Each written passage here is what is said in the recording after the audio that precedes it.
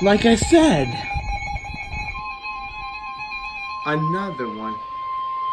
For the National Weather Service in Peachtree City has issued a severe thunderstorm warning for southeastern Floyd County in northwestern Georgia, southeastern Gordon County in northwestern Georgia, northern Barlow County in northwestern Georgia until 6:45 a.m. Eastern Daylight Time. At 6:01 a.m. Eastern Daylight Time, a severe thunderstorm was located near Rome, moving east at 55 miles per hour. Hazard, 60 miles per hour wind gusts. Source, radar indicated. Impact, expects damage to roofs, siding, and trees. Locations impacted include Rome, Cartersville, Adelsville, White, Kingston, Cassville, Cheyenne, Pine Log, and Folsom.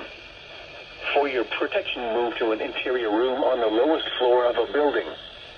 If you see wind damage, hail, or flooding, wait until the storm has passed, and then call the National Weather Service toll-free at 1-866-7-634-4664 or tweet us your report at NWS Atlanta.